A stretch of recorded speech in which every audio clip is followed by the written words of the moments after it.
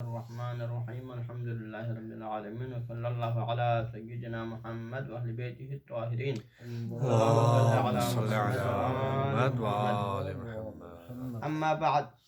مسئلہ نمبر 22 پر ہم پہنچے ہیں منہاج کے مسئلہ تقلید میں. ٹھیک ہے جی. اس مسئلے میں فرماتے ہیں کہ المتجزی فی الاجتہاد، یعنی ایک دفعہ مجتہد کی دو قسم ہیں. ایک مجتہد کیا ہوتا ہے، مرجع تقلید ہے، جو تمام کامل طور پر کیا ہے فقہ کے تمام ابواب میں ماہر ہیں، استنباط میں ہیں. یہ ہوتا ہے مرجع مجتہد یا مرجع تقلید ہے. ایک ہوتا ہے متجزی ہوتا ہے، مجتہد ہے لیکن متجزی کسے کہتے ہیں، اس کو فقہ کے ابواب میں سے بعض پر تسلط ہے اور اس میں استنباط کر سکتا ہے، لیکن فقہ کے بعض ابواب ابھی تک اس میں اجتہاد کی حد تک نہیں پہنچا ہے. یہ متجزی ہے. تو سوال اس میں ہمارے اس مسئلے میں سوال یہ ہے کہ اگر کوئی مجتہد جو متجزی ہے تو کیا اس کی تقلید کر سکتے ہیں، وہ اپنے فتویٰ پر خود عمل کر سکتا ہے، نہیں کر سکتا ہے؟ اور دوسرا سوال یہ ہے کہ اس کی کوئی تقلید کرنا چاہیں تو کر سکتے ہیں یا نہیں کر سکتے ہیں. یہ مسئلہ ہے. ٹھیک ہے جی. فرماتے ہیں کہ المتجزی فی الاجتہاد، وہ شخص جو اجتہاد میں متجزی ہے، یعنی بعض ابواب میں اجتہاد کی حد تک ہے، تو پھر یجوز لہ العمل بفتویٰ نفسہ، تو اس کے لیے جائز ہے کہ اپنے فتویٰ پر خود عمل کرے، خود فتویٰ دے اور خود عمل کر سکتا ہے. ٹھیک ہے جی. بل یجوز لغیرہ العمل بفتواہ، بلکہ آگے فرماتے ہیں فقط اس کی حد تک نہیں بلکہ دیگر لوگوں کے لیے بھی اس کی تقلید کرنا جائز ہے، کوئی اشکال نہیں ہے. الا بعض صورتوں میں صحیح نہیں ہے. کب؟ الا مع العلم بمخالفت فتواہ لفتوى العالم، مگر یہ کہ اگر لوگوں کو پتہ چلے کہ اس کا فتویٰ اعلم مجتہد عالم کے فتویٰ سے مخالف ہیں، اس کے الگ ہیں، تو پھر اس طرح وہاں پر اس کی تقلید نہیں ہو سکتی. ایک بات. جس میں جانتے ہیں انہیں عمل کریں، مطلقاً عمل کرنا ہے متجزی کی. اس کا مطلب اگر مخالفت کا پتہ نہ چلے تو عمل کر سکتا ہے. مطلقاً یہ ہر چیز اب یہاں مطلقاً تو نہیں ہوگا نا، کیونکہ متجزی کا فتویٰ تو ہی اسی ابواب میں ہوگا نا. جن کو جانتے ہیں انہیں میں عمل کرتے ہیں. اب یہ متجزی کا فتویٰ آپ کو تمام ابواب میں تو فتویٰ نہیں دے گا نا، کیونکہ جب متجزی ہے تو پھر فتویٰ بھی اسی جس باب میں وہ جو ہے مجتہد بنا ہے انہیں باب کے اوپر فتویٰ دے گا. اب باقی ابواب میں فتویٰ، تو لہٰذا جن مواد میں انہوں نے فتویٰ دیا ہے انہیں مواد میں، مطلب یہ ہے متجزی نے جن ابواب میں مجتہد بن کے فتویٰ دیا ہے انہیں ابواب میں جو ہے وہ اس کے فتویٰ پہ عمل کر سکتا ہے. مگر یہ کہ اگر آپ کو پتہ چل جائے کہ اس کا یہ جو فتویٰ دیا ہے وہ یا تو عالم کے فتویٰ کے ساتھ مخالف ہیں، ایک او فتویٰ من یساوی فی العلم، یا یہ کہ عالم تو نہیں فرض کرے لیکن ایک اور مجتہد ہے جو اس کے ساتھ علم میں کیا ہے مساوی ہے، اس سے عالم نہیں، اس کے فتویٰ کے ساتھ اگر ٹکراؤ کرتا ہے تو پھر اس پر پھر قابل عمل نہیں ہے. اللہ تفصیل مما علم مما سب، اس کی تفصیلات پہلے ہم نے جانے. اب آتا ہے یہ تو فتویٰ کا مسئلہ ہوا. اب آتا ہے اگر اور بعض موضوعات ہے کہ اس کا قضا، مثلا فیصلہ دیا اس نے کسی معاملے میں، کسی اختلاف میں، تنازع کے اندر اس نے کوئی حکم شرعی فتویٰ جاری کیا، مثلا قاضی بن کے اس نے حکم سنایا، تو اس کا کیا حکم ہے؟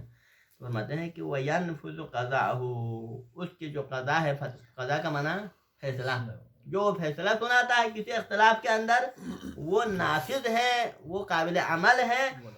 ولو مع وجود العالم، اگرچہ اس نے جو قضاوت کی ہے عالم کے موجودگی میں کیا ہوں، یعنی اس سے کوئی عالم شخص وہاں پر موجود ہے اس زمانے میں، لیکن پھر بھی اس متجزی کا جو فیصلہ ہے وہ قابل قبول ہے. لیکن کب؟ اذا عرف، لیکن اس شرط کے ساتھ کہ اذا عرف مقدارا معتدا به من الاحکام، کہ اگر یہ متجزی مجتہد جانتا ہو احکام میں سے اتنے مقدار میں احکام جانتا ہو کہ التي يتوقف عليها القضاء، کہ جن کے اوپر فیصلہ کرنا موقف ہے. کیونکہ آپ قضاوت کرتے ہیں تو قضاوت تو آنکھ بن کے تو نہیں کر سکتے ہیں نا، کیونکہ قضاوت کے جو احکام ہیں، ان کے اصول ہیں، ان کے قواعد و ضوابط ہیں، اگر آپ ان کو جانیں تو آپ قضاوت کر سکتے ہیں. اب یہ مجتہد متجزی اس کا عالم کا مخالف ہونا نہ ہونے کی بات نہیں ہے، بلکہ معیار یہ کہ وہ خود اس کے اندر قضاوت کی صلاحیت ہے یا نہیں ہے، کیا قضاوت کے احکام کو بقدر ضرورت جانتا ہے یا نہیں جانتا ہے. اگر یہ قضاوت کے احکام بقدر ضرورت اگر جانتا ہے تو پھر اس کا جو قضاوت ہے وہ قابل قبول ہے اور نافذ ہے، اگرچہ اس زمانے میں کوئی عالم ہی کیوں نہ ہو. ٹھیک ہے، عالم کی موجودگی کی وجہ سے قضاوت باطل نہیں ہوتا. ختم ہو گیا. اب اگلا جو مسئلہ ہے، اذا شک فی موت المجتہد، اگر کسی شخص کو جو پہلے کسی مجتہد کے تقلید کر رہے تھے، مثلا ایک بندہ جو کسی مجتہد کی تقلید کر رہے تھے لیکن بعد میں اس مجتہد کے حوالے سے اس کو شک ہوا، شک کس حوالے سے ہوا؟ نمبر 1 فی موت المجتہد، مجتہد کے موت کے حوالے سے شک ہوا کہ آیا جو مجتہد جس مجتہد کی میں تقلید کر رہا تھا کیا وہ زندہ بھی ہے یا نہیں. ایک او فی تبدل رأیہ، یا اس کی موت کے بارے میں شک نہیں ہوا بلکہ اس کی رائے اور حکم اس کا جو تقلید ہے، اس کا فتویٰ ہے، اس فتویٰ کی تبدیلی کے حوالے سے شک ہوا کہ اس نے جو فتویٰ ہے تبدیل کیا ہے یا پہلے والے پر باقی ہے. 2 او عروض ما یوجب عدم و جواز تقلید، یا اس کو شک ہوتا ہے کہ شاید میں نے جس مجتہد کی تقلید شروع کی تھی اس پر کوئی ایسی چیز موانع آیا ہو جس کو جیسا وہ مرجع تقلید نہ رہا ہوں، اس کی جو تقلید کرنے کی راہ میں کوئی معنی ہو سکتا ہے، اس کی عدالت ختم ہوا ہو یا اس کو کوئی اور شرط ختم ہو گیا ہو. اس طرح اگر اس کی جو ہے شرطیت ختم ہونے کے بارے میں اگر آپ کو شک ہو تو کیا کر سکتا ہے؟ جاز البقاء علی تقلید، تو اس مجتہد کی تقلید پر باقی رہنا جائز ہے. کب تک؟ الی ان یتبین الحال، یہاں تک کہ آپ کو صورت حال کا علم ہو جائے. تو کیا ہوا؟ نمبر 1 اگر کسی کو مجتہد کی جو مرجع تقلید ہے موت کے بارے میں شک ہو. نمبر 2 اس کا رائے بدلنے کے بارے میں شک ہو. نمبر 3 اس کی جو ہے اہلیت ختم ہونے کے بارے میں شک ہو. تو اس صورت میں پھر وہ اس کی اسی مجتہد کی تقلید پر باقی رہ سکتا ہے جب تک آپ کو حقیقت حال کا علم نہ ہو جائے. اور حقیقت حال کے بعد میں علم ہو جائے تو پھر اگر اہلیت ہے تو تقلید پہ باقی رہیں گے وائلہ نہیں رہیں گے، اگر زندہ ہے تو تقلید پہ باقی رہیں گے وائلہ نہیں رہیں گے. حج ختم ہو گیا. اس مسئلے کو رکھ لیں، اس میں تھوڑا ابہام ہے. مسئلہ نمبر 25 یہ ہے کہ المعذون والوکیل عن المجتہد فی التصرف فی الاوقاف. ایک بندہ معذون ہے، معذون یعنی مجتہد نے جس کو اذن دیا ہوا ہے. نمبر 1 اول وکیل عن المجتہد، جو وکیل یا مجتہد کی طرف سے وکیل مقرر کیا گیا ہے. کہاں پر؟ فی التصرف فی الاوقاف، اوقاف میں تصرف. اوقاف کس کہتے ہیں؟ یعنی کوئی چیز وقف کرتا ہے کسی خاص صنف کے لیے، کسی یتیموں کے لیے، علماء کے لیے یا سادات کے لیے یا مدرسے کے لیے. تو اوقاف میں تصرف کرنے کے لیے مجتہد نے کسی کو اذن دیا ہوا ہے یا کسی کو اپنا وکیل بنایا ہے.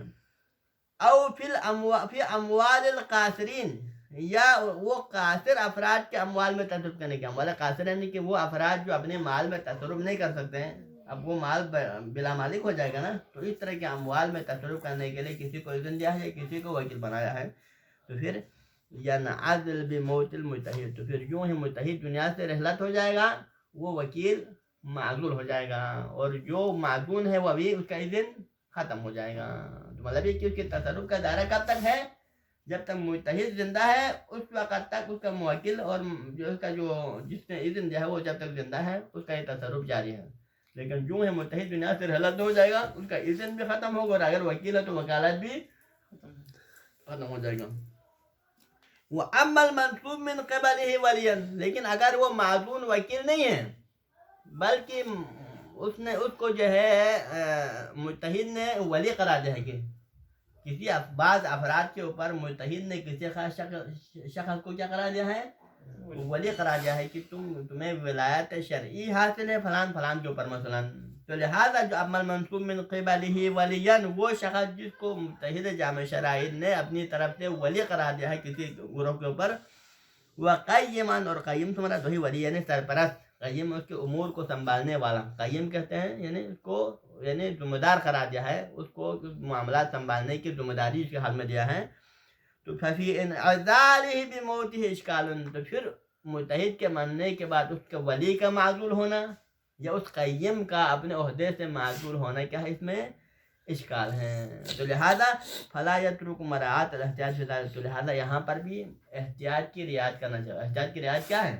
اگر فرض کرے یہاں احتیاط کی رعایت کرے تو اس کو کیا کرنا چاہیے؟ ولی کو تصرف نہیں کرنا چاہے.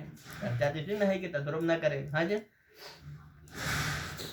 اگلا مسئلہ ہے مسئلہ نمبر 26، حکم الحاکم الجامع للشرائط لا یجوز نقضہ حتی لمجتہد آخر. دیکھو حاکم جامع شرائط، حاکم شرع ایک ہوتا ہے مرجع تقلید ہوتا ہے، ایک ولی فقیہ حاکم شرع ہوتا ہے. مثلا فرض کرے ولی فقیہ ہے حاکم شرع، مراد وہی ولی فقیہ قرار دے ہم، یا حاکم شرع الگ ہیں جو بھی ہے. ایک بندہ حاکم شرع ہے کسی علاقے میں، تو حاکم شرع کا جو حکم ہے اس کا نقض کرنا کسی کے بس میں نہیں، کوئی بھی اس کو نہیں توڑ سکتا، یہاں تک کہ کوئی مجتہد جامع شرائط ہو یا کوئی عالم ہو جو بھی ہے اس کے حکم کو نہیں توڑ سکتا. حکم الحاکم الجامع للشرائع، وہ حاکم شرعی جو جامع شرائط ہو، لا یجوز النقض، اس کا حکم کا توڑنا کسی کے لیے جائز نہیں ہے، حتی لمجتہد آخر، یہاں تک کہ کسی دوسرا مجتہد کے لیے بھی حق حاصل نہیں کہ حکم کو توڑے. حج الا ایک صورت میں ہو سکتا ہے، کب؟ اذا کان مخالفا لما ثبت قطعا من الکتاب والسنہ، ایک صورت میں حاکم شرعی جو جامع شرائط ہیں اس کے حکم کو توڑ سکتا ہے، اس کے حکم کی مخالفت کر سکتا ہے. کب؟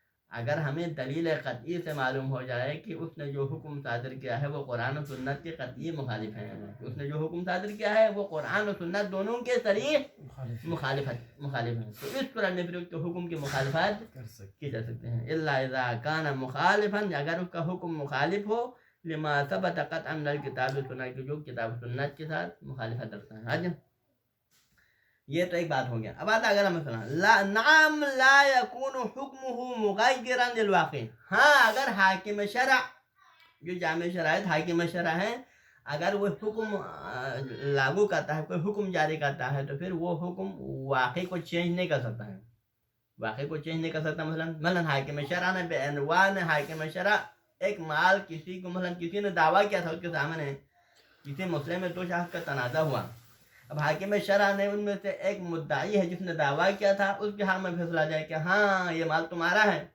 لیکن واقع میں وہ مال اس کا نہیں تھا بلکہ اس کا تھا. تو پھر واقع چینج نہیں ہوگا کا مطلب کیا ہے؟ اگر واقع میں اس مال کا مالک زید ہے اور حاکم شرع نے فیصلہ بکر کے حال میں دیا ہے، تو پھر اس کی وجہ سے وہ مال بکر کا نہیں بنے گا، بلکہ جو پہلے جس کا ہے وہی رہے گا، اس کی وجہ سے اس کی مالکیت چینج نہیں ہو سکتا. حج نعم لا یکن حکمہ مغیرا للواقع، اس کا جو حکم ہے وہ واقع کو تبدیل نہیں کر سکتا. مثلا من علم ان المال الذي حکم به للمدعی، اگر کسی کو پتہ چل جائے مثلا کہ ان المال الذي حکم به للمدعی، کہ وہ مال کہ جس کا حکم لگایا تھا حاکم شرع نے کس کے لیے؟ مدعی کے حق میں فیصلہ دیا تھا، اس کو دیا تھا، لیس ملکا لہ، اور جبکہ واقع میں اس مدعی کا ملک نہیں تھا بلکہ اس مدعے کا تھا، تو پھر لا یجوز ترتیب آثار ملکیتی ہے، تو پھر جس کو یہ پتہ ہے ان کے نظر میں پھر اس غیر مالک کے لیے ملکیت کا آثار مرتب، اگر جو پتہ نہیں ہے دوسروں کو سب جاہل ہے تو ٹھیک ہے، ظاہراً حکم ظاہر جاری ہوگا، ظاہری طور پر حاکم شرع نے جو کہا وہی ہوگا. لیکن اگر کسی کو حقیقت حال کا پتہ ہو تو ان کے نظر میں جو پہلے مالک ہے اسی کے مالکیت کے آثار ہوں گے، جو جس کا ہم فیصلہ تھا اس کے مالکیت کا آثار مرتب نہیں ہوں گے. ٹھیک ہے جی. اور یہ آخری مسئلہ ہے، اذا نقل ناقل ما یخالف فتوی المجتہد، ایک بندے نے مجتہد کے فتویٰ کو نقل تو کیا تھا، لیکن کس طرح نقل کیا تھا؟ برخلاف جو مجتہد نے کہا وہ نقل نہیں کیا، بلکہ اس کے خلاف کوئی اور بات. مجتہد کا حکم فتویٰ وجوب کا تھا، لیکن اس نے حرمت کا حکم آگے دوسروں تک پہنچا دیا، تو کیا کرے؟ اب یہ بندہ ایک ہی وقت اس وقت بالفرض سوشل میڈیا میں وہ آگے کسی مجتہد کے فتویٰ کو نشر کرتا ہے، تو مجتہد کا فتویٰ وجوب کا ہے لیکن اس نے حرمت کا فتویٰ نشر کرو تو ایک ہی وقت میں کتنے لوگوں تک پہنچے گا؟ ہزاروں لوگوں تک پہنچ جاتا ہے نا. تو کیا کرنا پڑے گا؟ اس کی ذمہ داری کیا ہر ایک کو بتانا چاہے یا نہیں بتانا چاہے؟ کہ اذا نقل ناقل، اگر کوئی ناقل نقل کرتا ہے ما یخالف فتوی المجتہد، جو کہ مجتہد کے فتویٰ کے برعکس ہیں، کے برخلاف ہیں، تو وجب علیہ علی اللہ، تو احتیاط کی بنا پر، احتیاط واجب کی بنا پر اس کے پر واجب ہے کہ علام من سمع منہ ذلک، کہ جن جن افراد نے اس کے زبان سے جو فتویٰ سنا ہے ان سب کو اعلان کرے کہ میں نے جو فتویٰ بیان کیا تھا وہ غلط تھا، بلکہ اصل فتویٰ یہ ہے. لیکن یہ کب ہے؟ اذا کان لنقلہ دخل فی عدم جری السامع علی وفق وظیفۃ الشرع، لیکن اس وقت ہے کہ اگر اس کے نقل کرنا سبب بن جائے کہ وہ سننے والا اصل حکم پہ عمل نہیں کر رہا ہے. اگر پہلے وہ نقل نہ کرتے تو حکم شرعی، اصل حکم شرعی پہ عمل کرنا تھا، لیکن اس کے نقل کی وجہ سے اب یہ بندہ اصل حکم وظیفہ شرعی کے برعکس عمل کرتا ہے. اگر یہ اس کا سبب بن رہا ہے تو پھر کوئی جو ہے اپنے فتویٰ اپنے جو ہے اعلام کرنا چاہیے، لیکن اگر اس کے نقل میں کوئی ایسا اثر نہ ہو تو پھر بتانا ضروری. تو لہٰذا کیا فرماتے ہیں؟ اذا کان لنقلہ دخل، اگر اس کے حکم شرعی کے نقل کرنے میں دخالت ہو، کس چیز میں دخالت ہو؟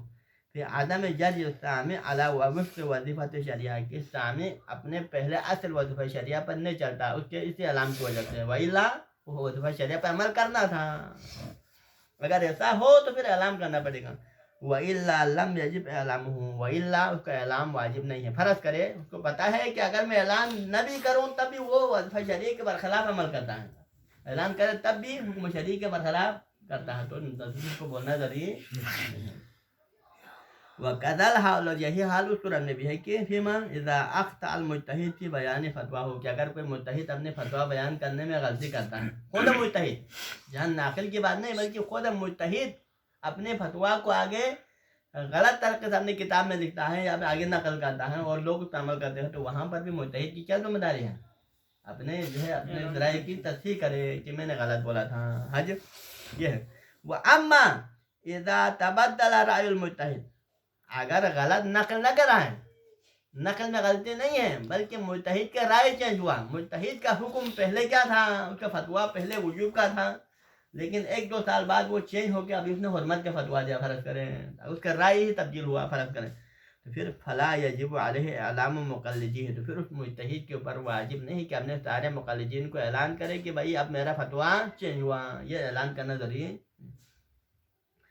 فیما لیکن یہ کب واجب نہیں ہے؟ اذا كانت فتواه السابقہ مطابقتا لموازن الجہل, لیکن یہ اس وقت اعلام واجب نہیں ہے کہ اگر اس کا پہلا فتویٰ بھی اس نے آنکھ بند کے نہیں دیا تھا بلکہ پہلے فتویٰ بھی اجتہاد کے تمام قوانین اور اصول کی روشنی میں دیا تھا, استنباط شرعی کے جو قوانین ہیں اصول فقہ کے قوانین کے مطابق اس نے پہلا فتویٰ دیا تھا, آنکھ بند کے نہیں دیا تھا, تو اس طرح نے پھر اس کا جو تبدیلی کا جو بیان کرنا ضروری نہیں. مطلب کیوں, مطلب کیا ہوا, پہلے اب تک لوگوں کو پتہ نہیں تھا تو پہلا جو ہے اس کے لیے لوگوں کے ہم حجت تھی. اب یہاں سے جو نئے فتویٰ تو یہاں سے آگے نیا فتویٰ لوگوں کے لیے حجت ہوگا, ٹھیک ہے نا. وَكَذَلِكَ لَا يَجِبُ عَلَى النَّاقِلِ اسی طرح نقل کرنے والے کے لیے بھی واجب نہیں کہ پہلے مجتہد کا پہلا فتویٰ اس نے نقل کیا تھا نا, لیکن ابھی مجتہد کا فتویٰ چینج ہوا تو اس نقل کرنے والے پر ضروری نہیں کہ اعلام و تبدل آئے کہ بھائی میں نے پچھلے سال تمہیں یہ فتویٰ بیان کیا تھا, اب مجتہد کا فتویٰ چینج ہو گیا اس طرح ہوا ہے, اس طرح اعلان کرنے کی ضرورت نہیں ہے. ہاں جی, یہاں رکھ لیں, ٹھیک ہے جی. صلی اللہ علی سیدنا محمد و اہل بیتہ الطاہرین.